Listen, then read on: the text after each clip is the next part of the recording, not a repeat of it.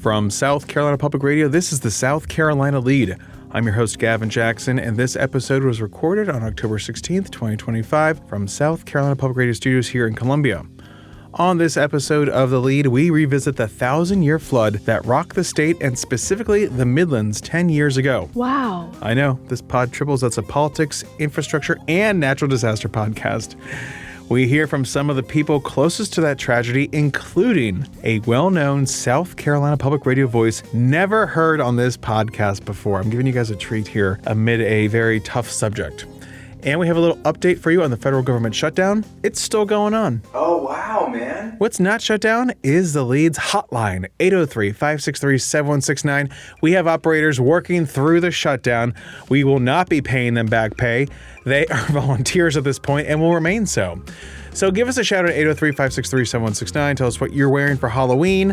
Tell us why trunk or treat's not a great idea. Well, where you go trick-or-treating? Do kids even trick-or-treat anymore? Are they just on their phones? 803-563-7169. Use that phone. Give us a call.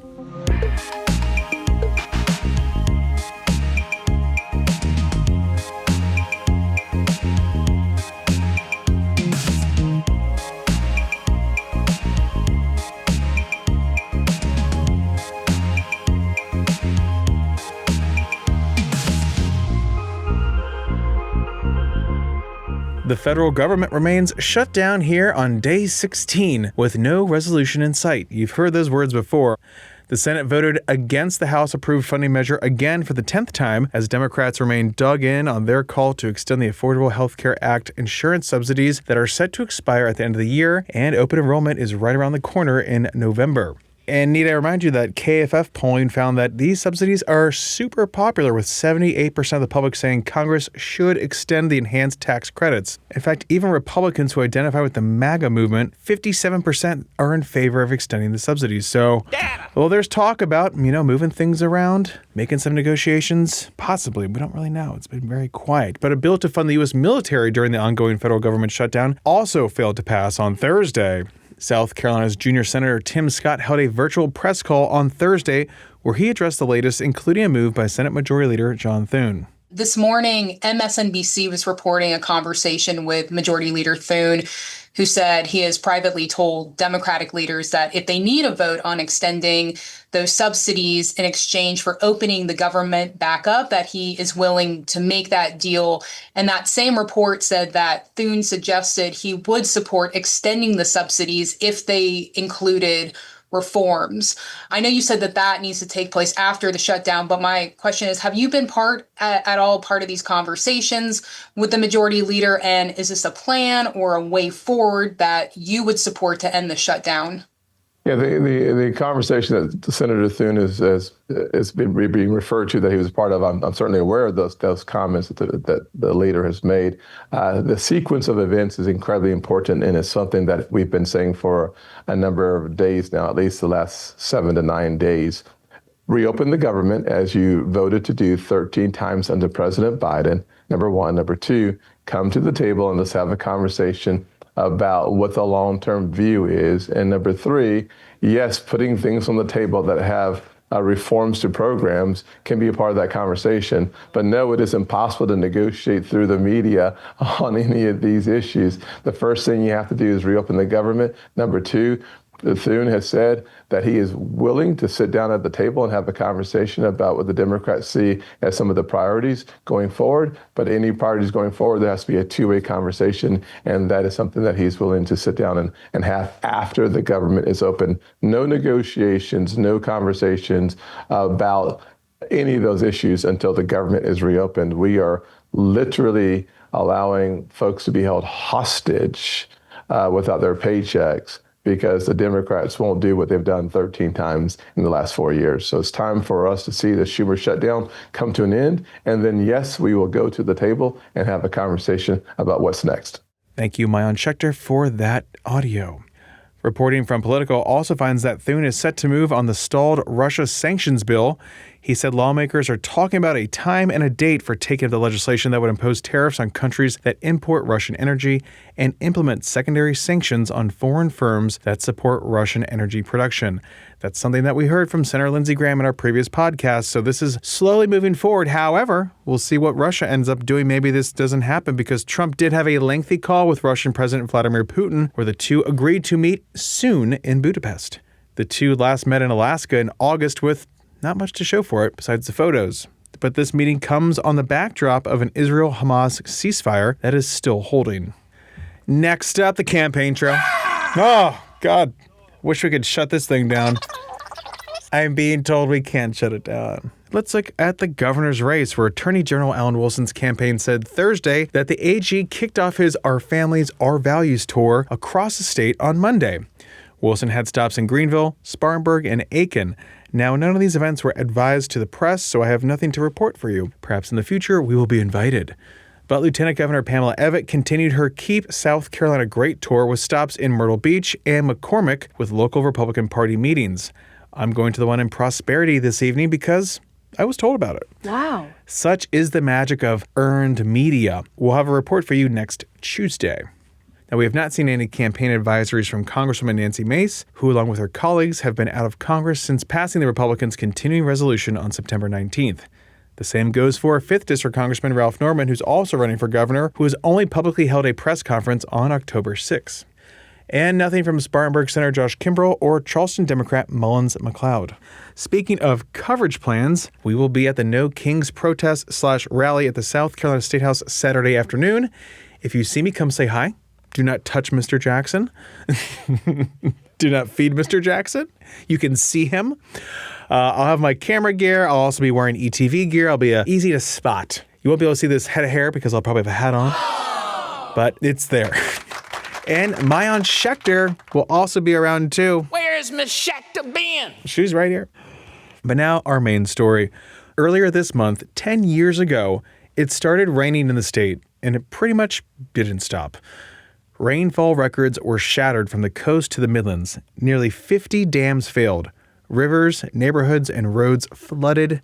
There were 1,500 water rescues that took place. Tens of thousands of people were displaced. The Columbia water system almost completely failed.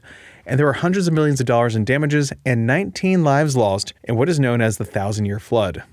The Midlands got hit the hardest as an offshore storm, Joaquin, acted like a fire hose directed at the state. I want to share some interviews I did with folks closest to this disaster, including South Carolina Public Radio's George Kearns, who was at SCETV for several days as nearby roads were closed. He and others maintained operations and critical communications during that time, and he was also on the air throughout it. Here's part of his October 3rd, 2015 morning report in my interview with George. Good morning. I'm George Kearns with a special weather statement for South Carolina Public Radio. A huge rainfall event is about to begin in South Carolina.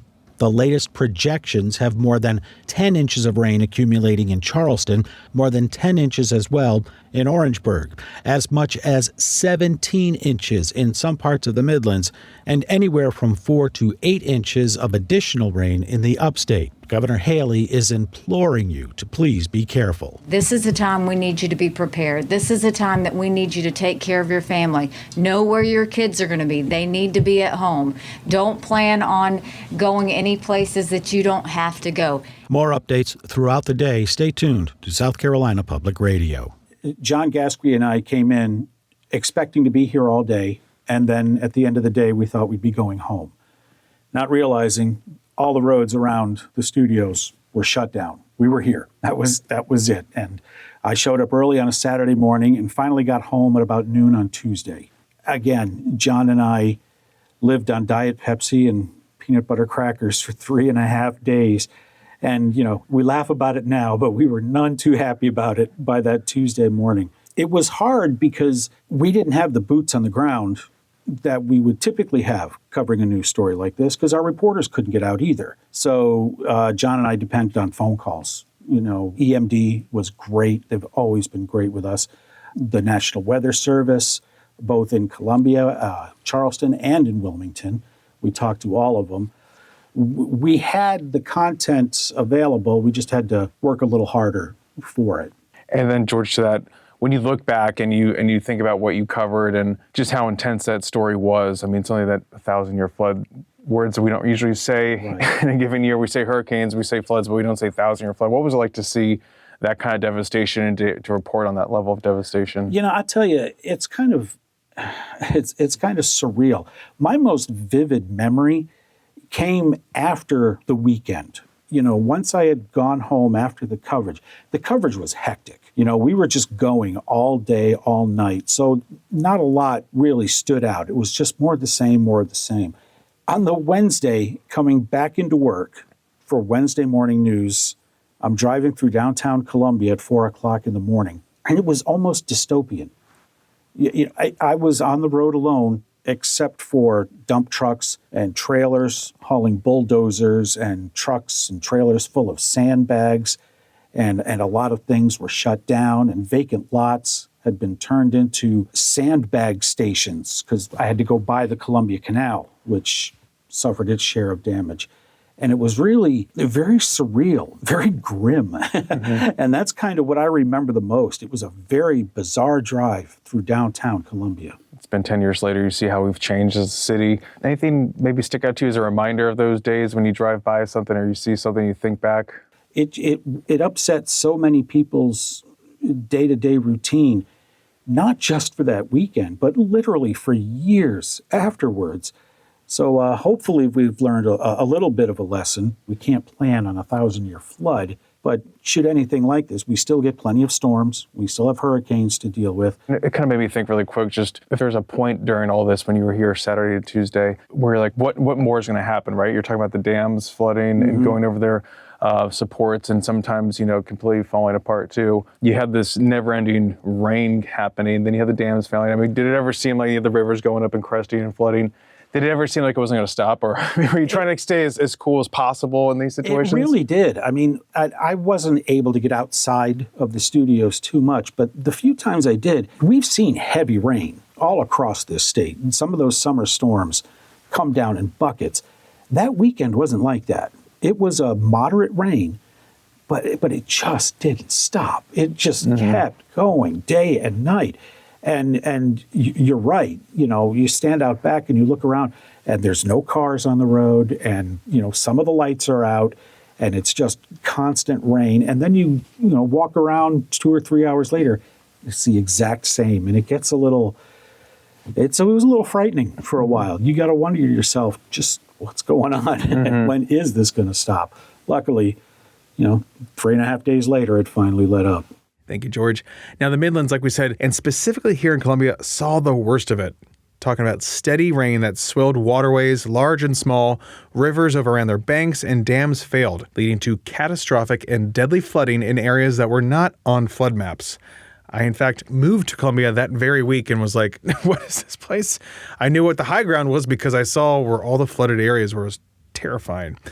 Now, on top of all of this, though, the Columbia Canal, which supplies the capital city's drinking water supply, suffered a breach.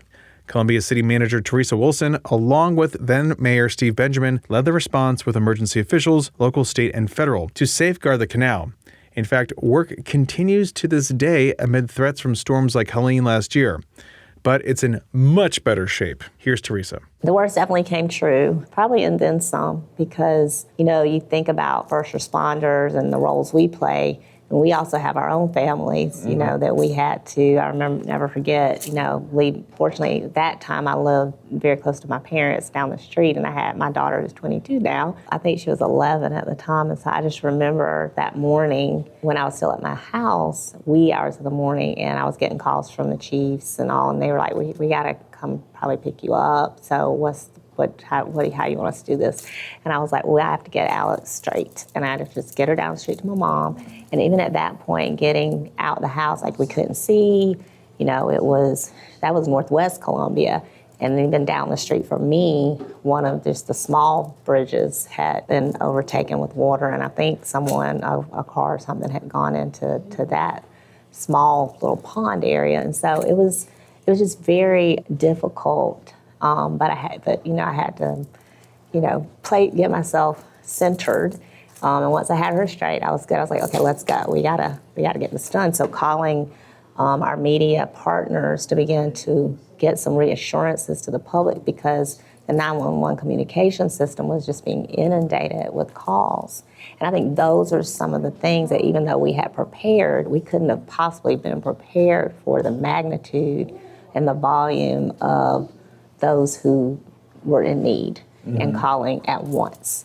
And so the system was really just inundated with calls, and you knew people were seeking direction on, should I leave my house? Should I, if I do, where do I go? And those type things that we had just never experienced.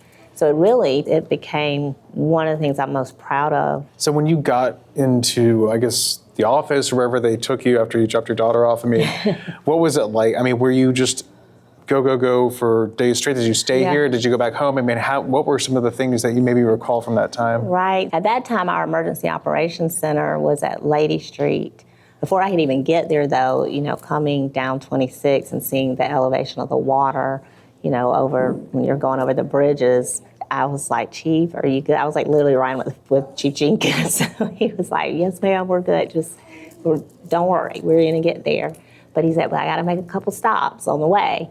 And one of those stops, one of our firefighters at that time, that became a story, was they had kind of lost track of one of them, and it was down more in the Cross Hill area of town, like going down towards Farners Ferry. And that whole intersection was overtaken with water.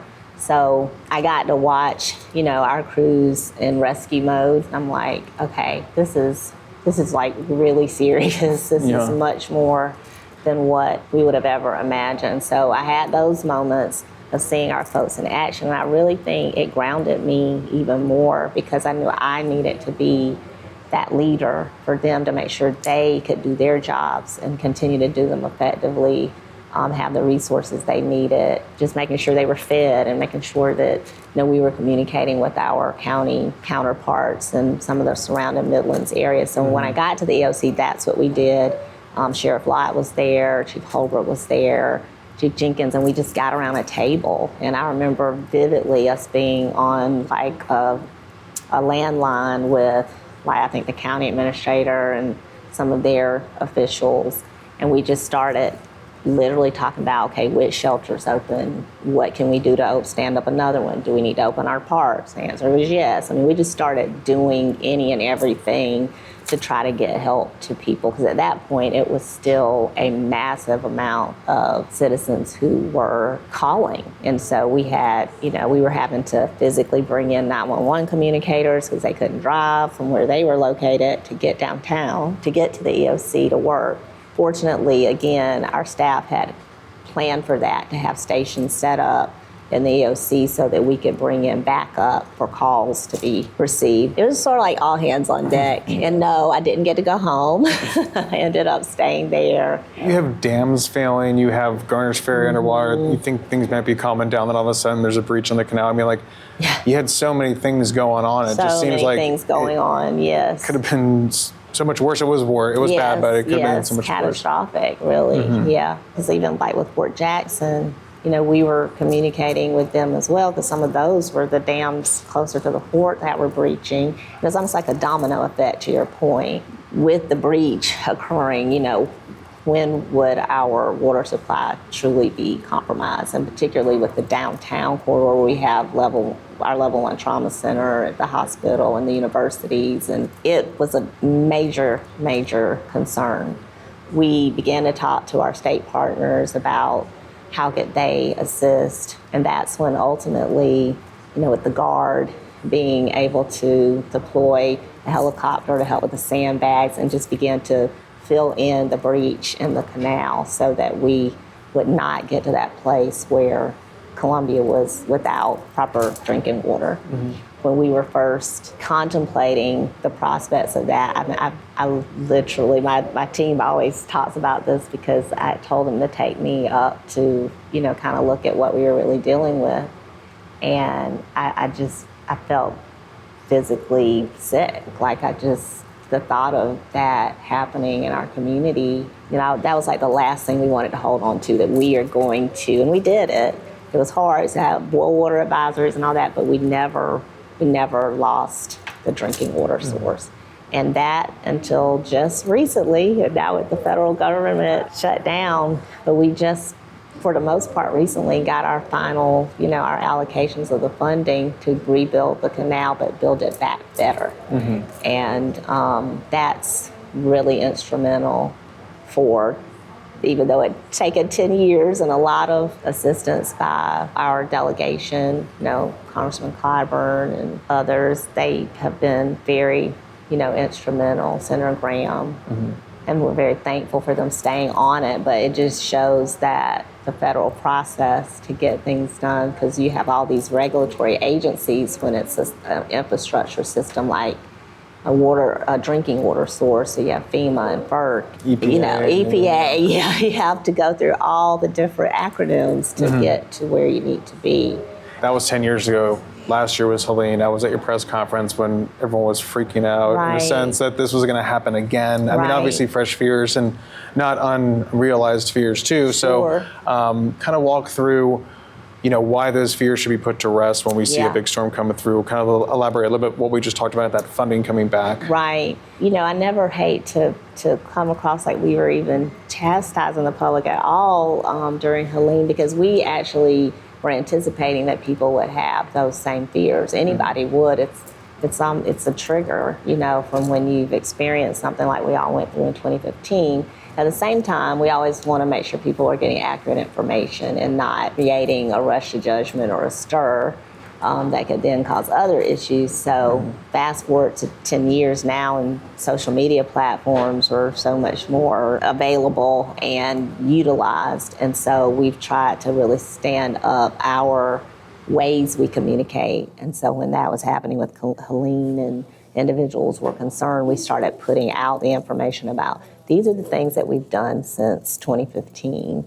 These are some of the things that are still underway and pending with the funding that we're awaiting, and that even with that, when we get to the final version of a redundancy with the canal being rebuilt and built back even better, even before we get to that, we've done these things in the meantime. So your water source is not at risk. It will look scary when you get this amount of rain coming down in a very short period of time, but rest assured we would never put the public at risk of anything without letting you know ahead of time.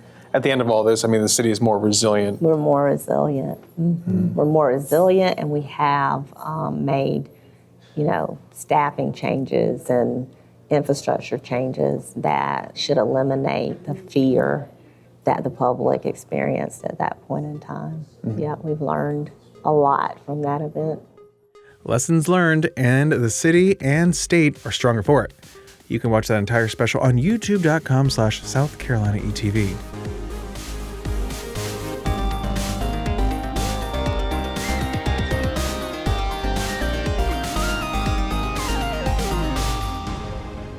Welcome to the wind down section, our little break from the news. We're glad you're here, along with A.T. Shire, lead podcast producer. Hello, Gavin. Hello. Thank you for recording early for me. Yeah, where are you going? What's happening? Why are we doing this on Thursday? I have a commitment. You go to Diddy's house. I got a commitment. Okay, no freak offs for me. I have a golf tournament. Okay, and thank you for accommodating my schedule. The links. Hit the links. Truly, I don't think there'd be anything that I would be better at than closing a deal on the links, but that skill set, it is not useful in public media. You're more of a coach on the links. Slaps head of the car, slaps head of the golf cart. What do I need to do to get you in this bad boy? What do I got to do to get you to turn your hips to your swing? Just sign the contract, Doug.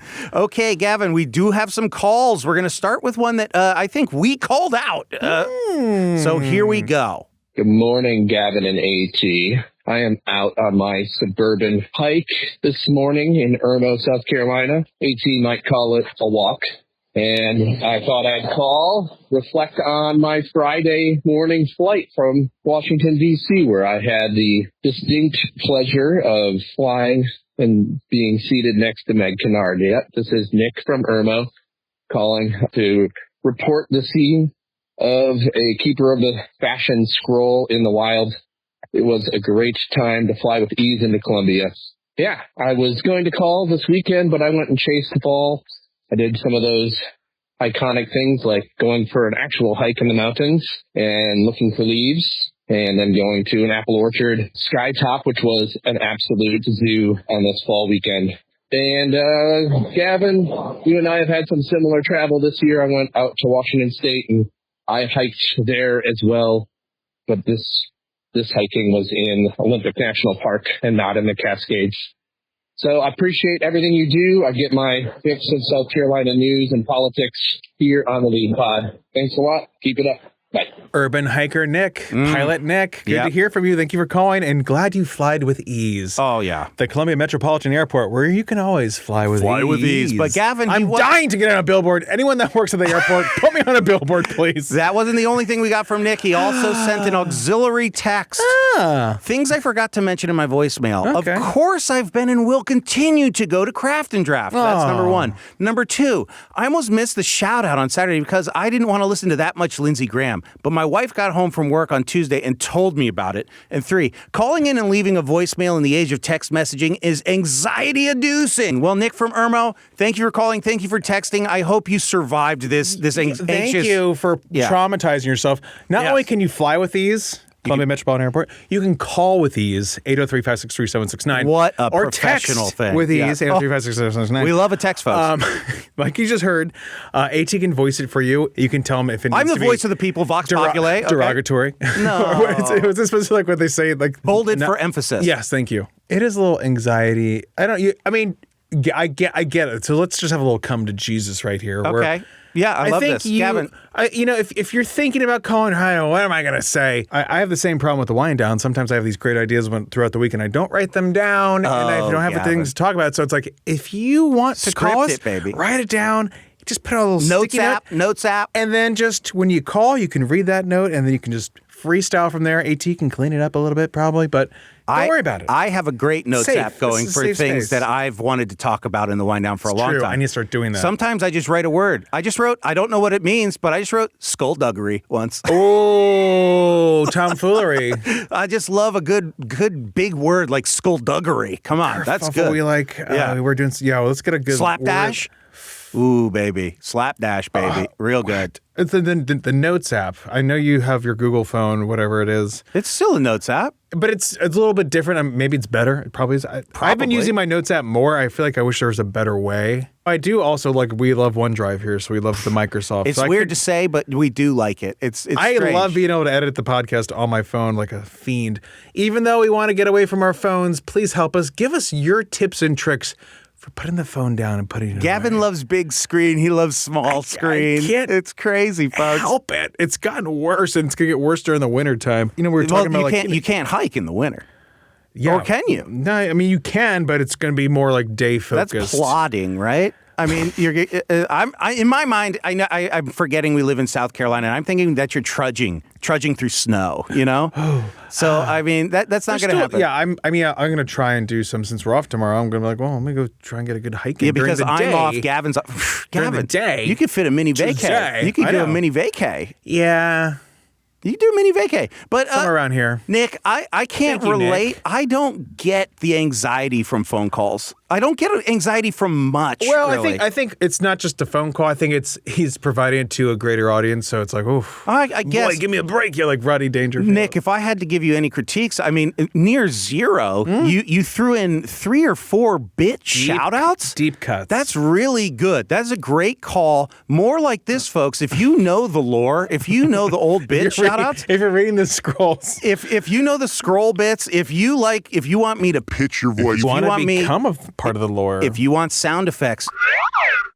Go Eagles. Drop in some direction. I will follow those. Literally, I love it. Literally the one place where you can make up your own nickname and we will let it fly. It will fly, yeah. Not like the kids in high school are like, actually, you know me, I'm the digger. Yeah, you can't. No, you're not. You don't get to call yourself G Money Jackson. It doesn't work that way, okay? You were also you talk to my classmates. Oh, very strange. Oh, everyone call me G Money Jackson.